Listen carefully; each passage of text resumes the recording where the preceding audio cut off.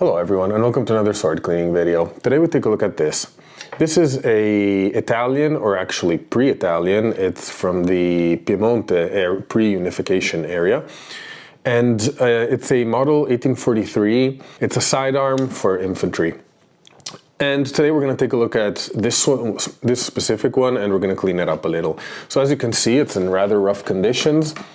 There's no active rust on it, but there's some paint and there's a lot of dark oxidization, and yeah, I think it'll benefit from having a little bit of love, and who knows, it may turn out to be a rather beautiful blade. I'm sure it's going to be there. They all are in the end, right? Okay, so let's get to work. So let's take a close-up look first. I can tell you right away there are no markings as far as I can tell. There's not that much rust that they would be hidden, but you never know. So we'll take a look at the brass hilt first. It's rough. It's not in the best shape. You can see a little bit of dark stains, but it's brass, so overall we kind of know how it looks. Moving on to the blade is actually in pretty good condition. Like, there's no nicks on the edge. It's not sharp, by the way, but yeah, it's in good conditions, but kind of in terms of its integrity. But as you can see, it's covered in, well, some paint stains, and well, there's paint a little all over, a lot of deep patination, a little bit of rust.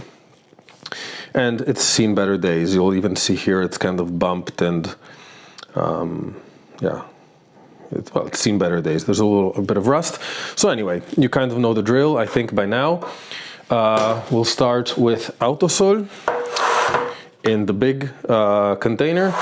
We'll move on with Ballistol, and we'll be using, in this case, a dirty sponge, because, yeah, this is going to probably release a lot of dirt and it's going to be a messy job.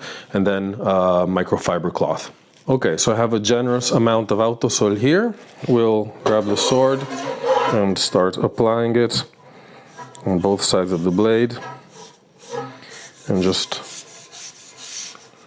rubbing. You can see it's already getting, like, looking quite dirty right away. So that tells us that a lot of dirt is coming off here. So anyway, now is the part, yeah, the monotonous and boring part, I would say. So actually I'll stop the camera, get to work, and then get back to you when it's done. Okay, as you can see, there's a lot of brown sludge on the blade, on the table, in the sponge, on my hands too. So yeah, a lot of it is dirt, of course, but a lot of it is simply the much Autosol I used that kind of just gets dirty, and yeah, and well, that's just part of the process.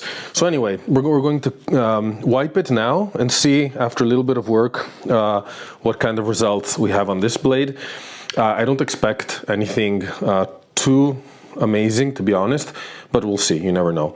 So we'll start with the blade, kind of wipe it clean a little, although I have to say this sponge is now saturated, so I think I'll use this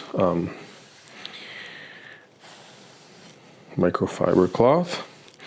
And well, I'll pass directly to the hilt too, because yeah, it's unpleasant to hold when it's covered in mud, basically. So we'll clean it up. You can already see probably how the blade is looking. It's not that bad. Of course, we weren't expecting this sword to be like new, but here we go. Let's take a look at what a quick clean does. Let's get a little bit of those stains off. Okay, so the hilt, we have it here. Well, it's all oily still, as should be expected. It's nice and clean. Of course, we still have the dark stains, but I don't know. What do you think? Feels like an improvement here. As for the blade, if we look at it here, well, I wasn't expecting much, but I think pretty decent results. We maintained the patination, so you can see like this dark discoloring on the blade, which shouldn't be removed completely, of course. And we can see a little bit of the shine of the blade underneath, actually more than a bit. I would say it's still in rough condition, but it's looking pretty good. So I'll work on it a little more, just to get a little more smooth, I think. But then we can call it a day. I mean, obviously you can polish a blade to death, but that's not what we're trying to do. So let's say by simply trying to clean it, I think we've plateaued. So we'll wipe it again. I'm using this dirty microfiber cloth just because, as you can see, it's covered in, this brown sludge. So no point using a new one. But now as soon as we go apply some oil, I'm going to use a clean microfiber cloth just so we get the residue of Autosol off, and then we can rub it in some ballistol and give it its final layer of protection. So yeah, I'm not skimping on the microfiber cloth, as you can see. So it does get a new one. We'll rub it clean here. Just get all that Autosol residue off. So I'm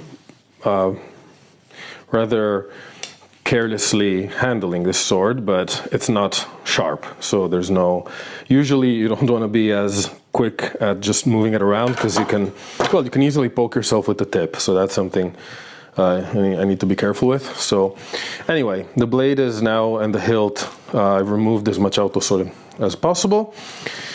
As you can see, there wasn't much left on it. It did stain the cloth a little, but not too much. And now we'll apply some ballistol, and it'll get its final final layer of protection. Obviously there's no need to apply oil to the hilt because it's brass, so brass doesn't really suffer from the same corrosion as steel, so it doesn't need that oil protection. So here we go.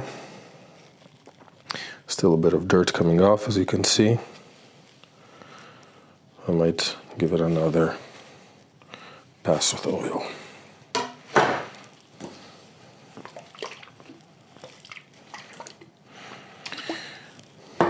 Okay. So I was in doubt for a long time how much oil you should use. People are always, you always see, okay, just a little layer of oil is good enough. I was away for a few months from my swords, and I used quite a bit. I slathered them in oil to make sure they didn't rust, and I'm happy to say there was no trace of rust even after a few months, kept in a stuffy storage. So if you're leaving them for some time, don't try and save on the oil. There's no need to. And here we are, oiled blade. It's far from being perfect, or what you would call maybe a museum piece, but I think it's looking way better than it did at the start of this video. So anyway, thank you for watching. I'll see you soon, and bye.